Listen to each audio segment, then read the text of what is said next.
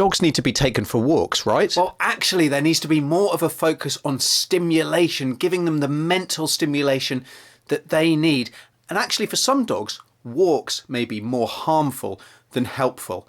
I spoke to dog trainer Niki French to find out more. I'd love you to just kind of introduce yourself and let us know how you became a dog trainer, because you've kind of gone around the houses before you kind of ended up with your dream job ultimately. It's just a little bit, 30 years around the houses. So the short answer is I've only actually been working with dogs full time for the last 3 years. I was dog mad, animal mad my whole life. Summer holidays were spent on a family farm with working sheepdogs and feral cats. And I was the little kid that would try to tame every wild animal that I came across. And I actually wanted to be a vet until I found out that you didn't get to just cuddle them and they didn't all get better. And I very quickly changed my career aspirations. So I had a 30-year career in sales and marketing in the property industry. I was the lead sales director on the Athletes Village for the London 2012 Olympics. So sort of corporate career, 30 years. And I actually had a bike accident. I was knocked off my bicycle, and that was 2014. And I had some niggling mental and physical issues, nothing horrendous, but it just made me reappraise what I wanted out of life. And I spent probably 3 years going, what am I going to do with myself? I hadn't even been able to have a dog as an adult because I worked such long hours. And then it just came to me in a light bulb moment. And within 24 hours, I'd signed up for some training. I spent months retraining. I resigned.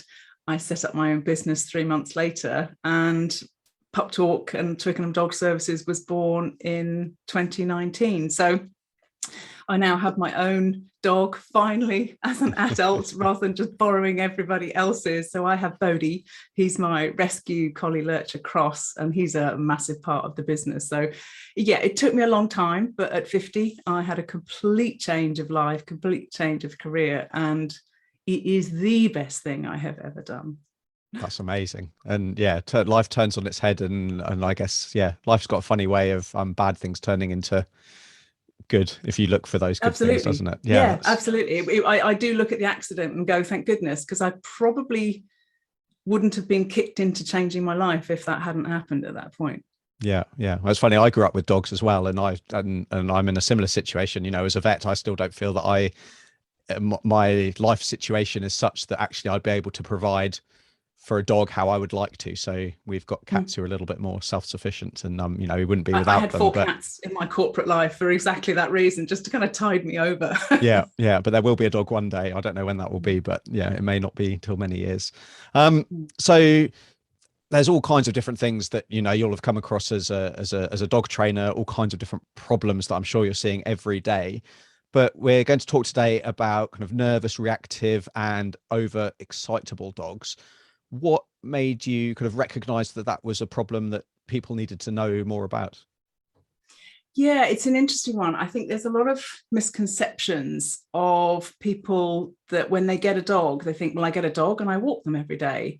And there's actually quite a large number of dogs, and I was seeing them with my training clients, that actually the walks were a really difficult part of their day. And if you've got a dog that is nervous or reactive, often people will label aggressive dogs, but actually they're just really scared of the environment. Or even like my own dog, when I first got Bodhi, he was very overexcitable.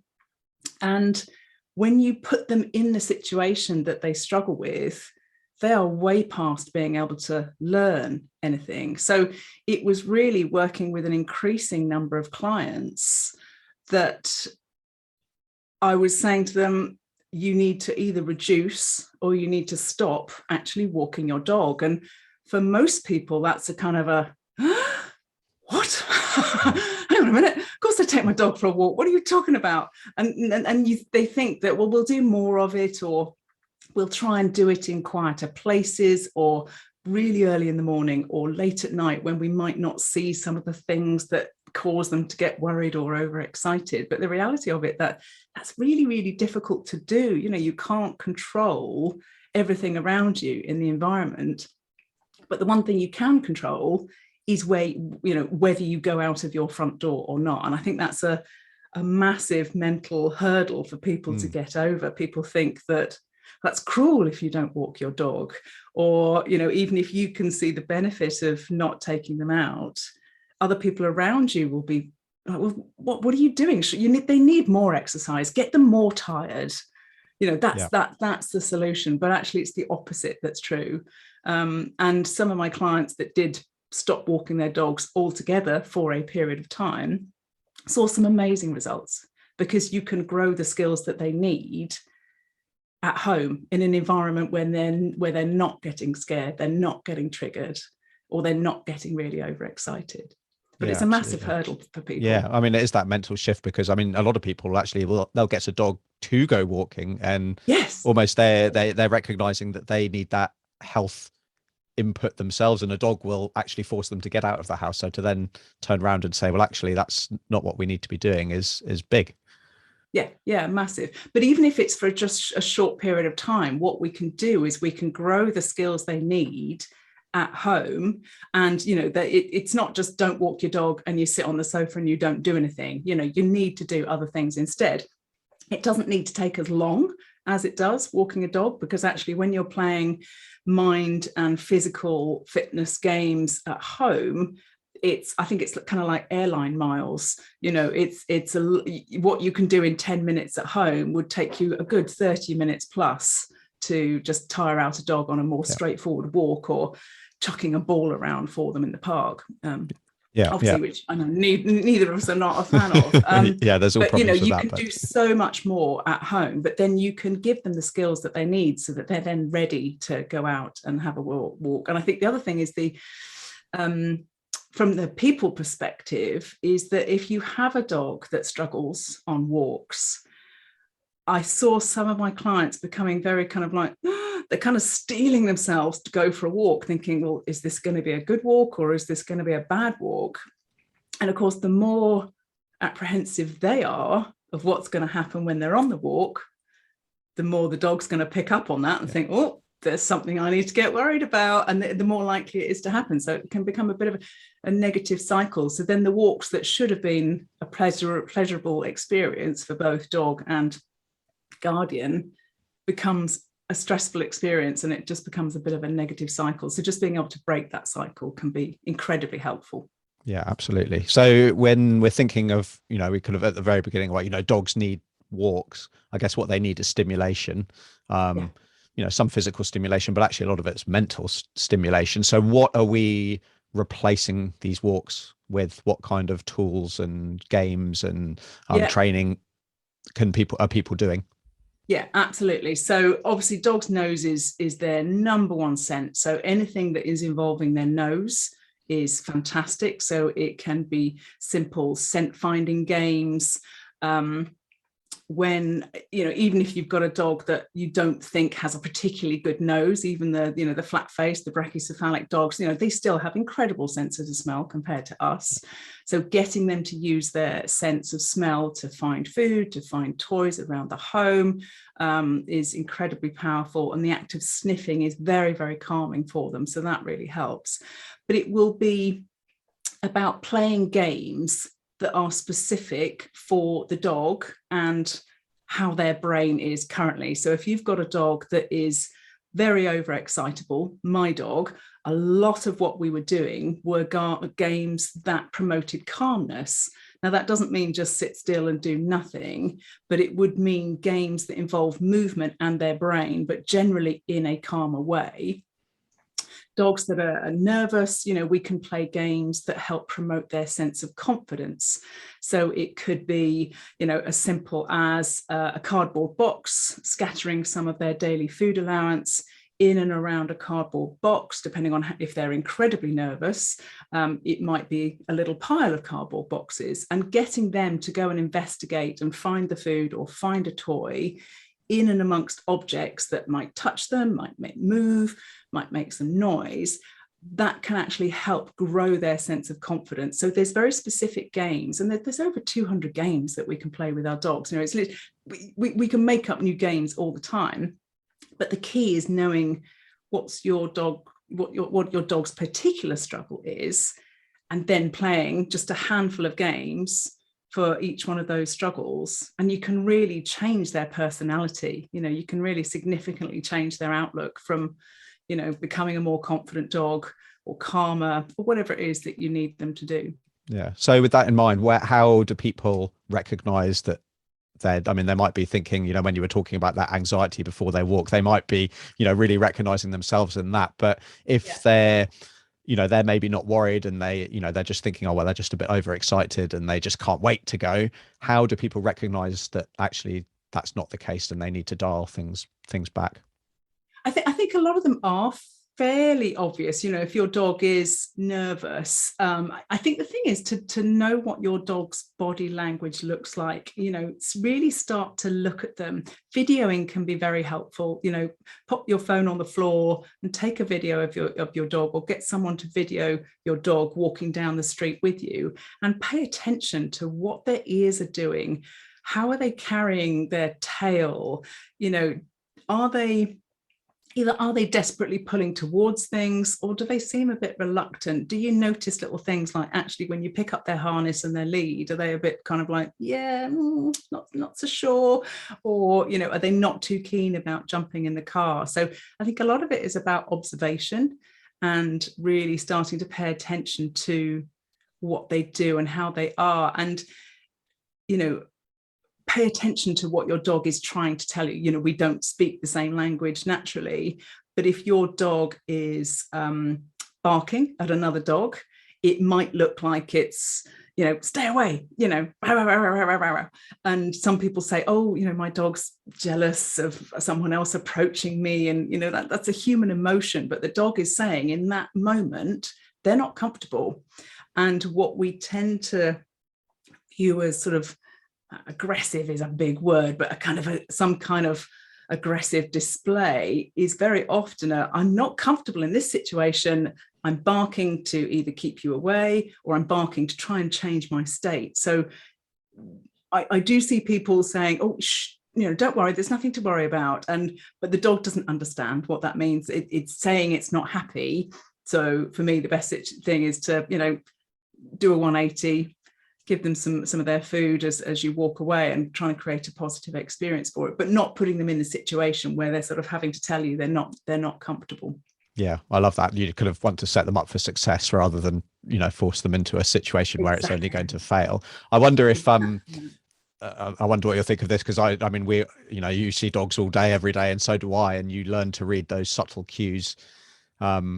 And actually, until I've been doing kind of more like this fear-free training and things that I've gone through, nothing that I learnt there was revolutionary to me, but it allowed me to actually put into words the things that I was, reading from the dog. So, but that comes with a lot of practice. And so I wonder if a lot of the time, with the dogs that you're seeing have got a problem, they are actually quite an advanced level, because it does, those subtle cues are often missed.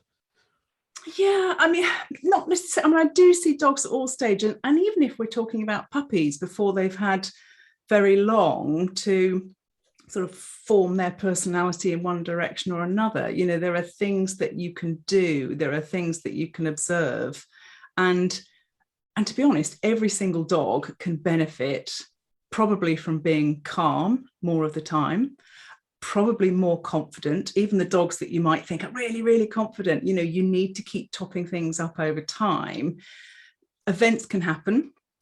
I don't know about you, but this year we had so many fireworks for so long. I mean, they were going on for sort of 2.5 weeks. And I know that dogs that previously were okay with fireworks were really struggling towards the end of that period, because it was just building. So even if nothing bad happens, another dog doesn't rush up to them or something like that, it's still a good thing to top up all of these things in a dog that is perfectly happy and perfectly, outgoing. You can always top these things up. And as dogs get older, they also can, their personalities can change a little bit. Obviously, canine cognitive decline is really very underdiagnosed, I think, isn't it, a lot of the time? Yeah.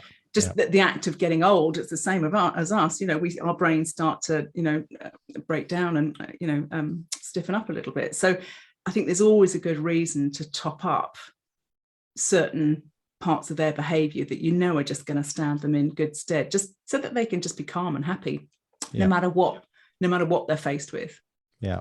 And what I love about this as well is that I think we're moving away from, just in general, and even those dogs that cope, very well with walks and they love their walks and they're, very low stress. I think we're recognizing more and more the importance of this mental stimulation at home, and that it's simply not enough to walk your dog and then you go out to work and they're home alone all day with nothing to do, because I think that causes a huge amount of, even if it's not causing problems, it's just their quality of life is substandard for what it could be. Yeah, exactly that. And there is so much that we can, and a walk is a human invention. Wild dogs don't take themselves from A to B in a straight line at the same pace. They just mooch around, they run, they play, they sniff, they sit down, they chill out for a while. A walk is very much our invention. And even, I take my dog for a walk, although I tell some people, stop walking your dog. I do take my dog for a walk. I'm not saying everybody should not walk their dog. But what I do is I take my dog's breakfast, or I take his dinner. He doesn't get any of his food in a bowl. It goes into a little bag. It goes into my pocket or my walking pouch. And when we're out and about, we'll play some games when we're in the middle of the park. Or if there's a nice little pile of leaves, I'll throw some of the tastier bits of food into a pile of leaves and get him to go and find them. So I'm creating little scent finding games when we're out in the park. Or I'll just start throwing some of his kibble around in the middle of the park.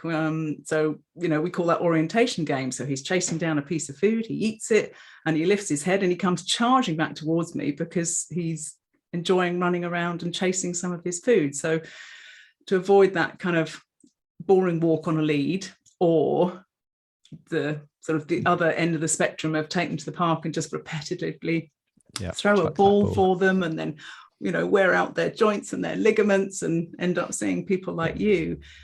Just a little bit of intention and a little bit of planning, and you can play some super simple games for 2-3 minutes at a time that completely change how much stimulation, how happy and restful they can be. My dog's got a collie brain. He should need to be able to, he can work and work and work and work, but I can go and play games in the garden with him for 5 minutes and he'll settle down for a snooze. It's not about having an hour or two of full on absolutely exercise. I mean, you look at those farm dogs, and we see quite a lot of farm dogs, and they actually spend a lot of their time tied up on the back of the truck or in their kennel, or just watching the stock, not actually having that intensive exercise. And sure, there's periods of the time, but they are happy, content dogs that aren't, well, I mean, they want to work, but they're not suffering because of that lack of exercise by any means. Yeah, they're ready to turn it on when they need to. Yeah, but they don't need to be doing all the time. Yeah. And it's because they're getting a great level of stimulation, with the environment, and dogs love a job to do. They're so much more happy working for food than just getting that food in a shiny bowl in the corner of our kitchen, and they've had their nutrition, and then they're hassling you to do something, and you're like, I'm busy. You can avoid that kind of situation really easily. And not only have they not had to work for that food, but they've eaten it in 20 seconds flat. So that's that stimulation over, and they'll often overeat as a result of that, which has caused us huge problems, which I've talked about many a time. So what I love as well, what I love about kind of what you were saying is that all of those games, the scattering of the kibble and the boxes, it doesn't involve a lot of money, it doesn't involve a lot of output, it's just a bit of intentionality, really. Absolutely. For me, before it's recycling day, I will be looking in that and thinking, right, what can I use? And it might be a plastic milk carton, and I can pop a few bits of food in that, and I can just pop it down, and my dog will pick it up and trot out into the garden pleased as punch, like he's got a new toy. He'll bat it around the garden till the kibble falls out. He'll have worked really hard for 5 or 10 pieces of dinner. And then I put the recycling out. So most of it is free. Towels, you can use towels just to make a snuffle mat. You can get lovely snuffle mats and they're wonderful, but they're not cheap. You can just grab a towel, scrunch it up with your hand and scatter some of their food in that, and it will just take them that bit longer. They'll either work out that they can pick it up and rag it.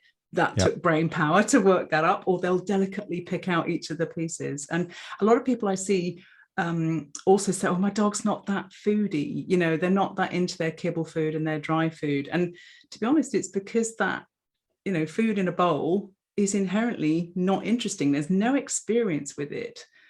The environment creates all sorts of experiences of smells and squirrels and birds moving around, making noises. And as soon as we start creating little experiences with their food, they can actually enjoy their basic dry food so much more. So you end up not having to use loads and loads of treats.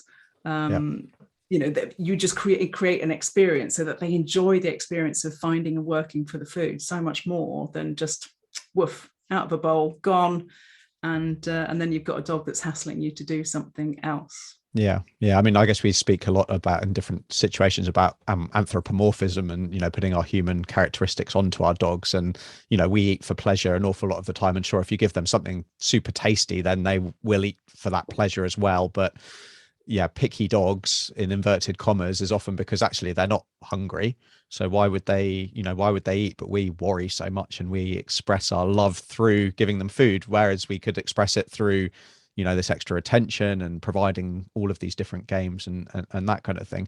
And so for people who want to, who are maybe saying, well, actually, I recognize that my dog doesn't have a problem at the moment, but maybe they're getting old. And so there's a bit of cognitive decline, or they're a bit arthritic. And so, maybe getting a bit more grumpy and anxious because of that. How can they go about preventing this problem? Is it simply a case of providing these food puzzles and that's all that they need to do, or is there other things they can think about? Yeah, it's not just food puzzles, but it's also the games that you play, and a lot of it is about boosting the relationship that you have with them. I mean, that's another great thing about the games, is that you're often working together as a team.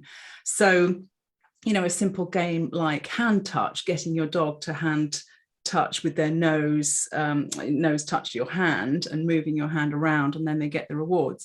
It's playing games that are constantly just stretching their mind a little bit, and it's fun for us to actually teach them something new, and it doesn't need to be difficult and it doesn't need to take long, but it's an incredible relationship boosting thing. And I think the thing is looking at your dog and look at what they are, what their personality is doing, and think of what the opposite of that is. So, for a dog that is starting to look nervous, the opposite of that is a dog that's confident and happy. And so it's then about playing the games that are going to help them grow their confidence, whether it's, that's like the cardboard crashing kind of game or something like that, or even, like that milk carton, putting some of their dry food in a milk carton. When they knock it over and they try and get the kibble, that starts to make noises. So noise-making games can be good to help grow confidence. It could also be fitness games, as their muscle tone starts to deteriorate and their flexibility starts to deteriorate. Simple little games, like perhaps putting their front paws up onto an object, can just get you can just like taking some of the food.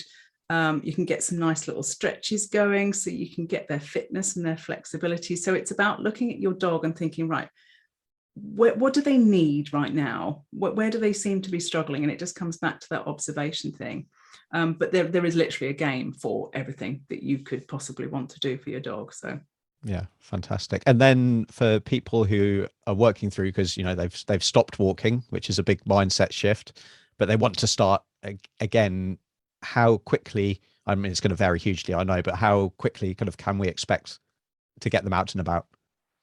Yeah, I think it's about thinking, reframing what a walk is. A walk is basically, let's look at it as a circuit of coming out of your front door. You might go up and down the pavement, or you might go around your car, or you might go down your driveway and back in again. A walk is just a longer version of that. So thinking about what you want your walk to look like, and if you want that walk to look like your dog not pulling, your dog sort of trotting nicely along at your side, looking up at you because they know that you've got their breakfast in your pocket. it might just be out of the front door, a very tiny circuit, whatever looks good, and then back in and play some little games in your hallway. It could even be as small as playing some of the games with your dog on the lead with the front door open. You know, it can be as small as that. And how quickly you take it, actually, the slower you start off, the quicker you go, because what you want to do is not put them in a situation where they felt the need to, you know, be barking and lunging at a dog that went, you know, that they saw at the other end of the street. So grow it in small increments and keep playing the games to boost, you know, the confidence or the calmness at home, and then they'll actually make big strides further on. How it could just be you just need a 2-week holiday from not walking them, just to kind of reset and you know, grow some games. Some of my clients have stopped walking their dogs for 3 to 4 months, and then they go back to building it up in sort of like a little alleyway that they know that they can go to, and they're not likely to see anything that worries them. And some of my clients say to me, I say to them, well, how often do you walk your dog? And now they say, well, it's somewhere between 1 and 5 walks a week.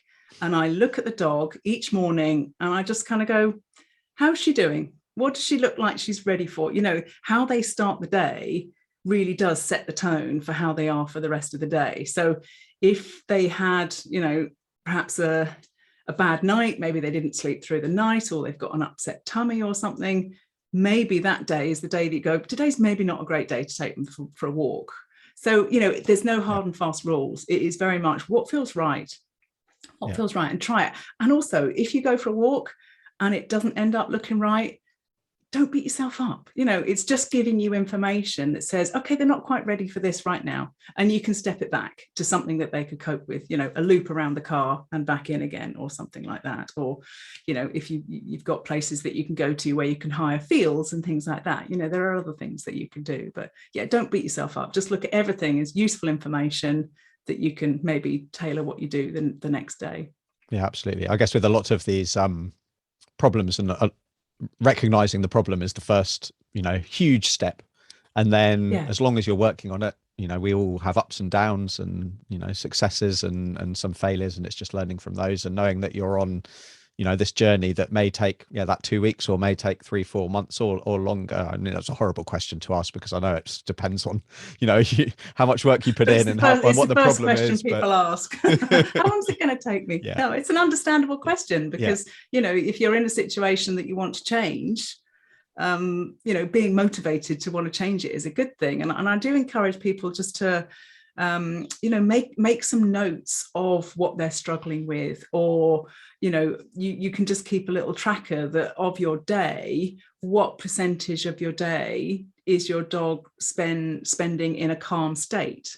Because if they are struggling out on walks, there's probably a fairly good likelihood that they might also be barking at dogs that go past the front window, or barking at birds in the garden, or getting really overexcited when visitors come to the house. You know, generally these things can go together. So, you know, keeping some kind of tracker can be useful, just to sort of take note, and then think, actually, in 2 weeks' time, after we did this, actually, noticeably, you know, our dog was calmer for longer periods of time. It provides that reference point, because when things are happening so slowly, or potentially so slowly, and you're so invested, you don't feel like you're making any progress. And we tend to focus, we focus on the things that didn't go right, rather than the little wins. And it's a lot of what I get people to do is, you know, tell us something that your dog really did well this week. Find something. There is always something.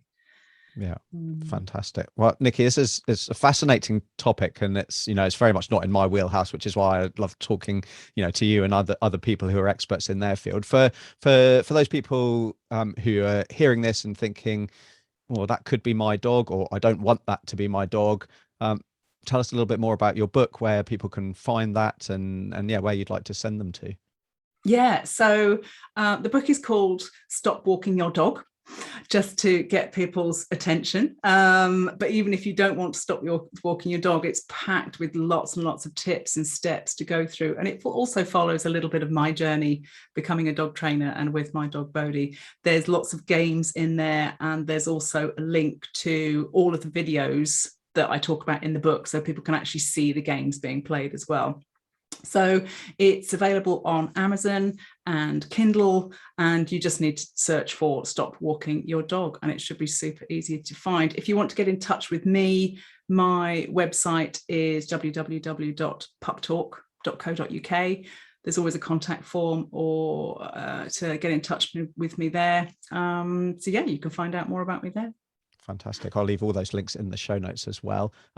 Thank you so much for your time, Niki. Yeah, we'll have to have a chat and about your next topic, because yeah, I think dog behavior and dog training is underappreciated in the fact that the impact that it can have on a dog's well-being is just so huge. So thank you for the work that you do, and thanks for sharing that message with us today. My absolute pleasure. Thanks for having me. Now you can check out Niki's book using the link in the description down below. And if you want to learn more about the best way to train your dog using pats, cuddles and affection, then make sure you check out this video linked on screen now. So click there. I'll see you next time. And until then, I'm veterinarian Dr. Alex. This is Our Pets Health, because they're family.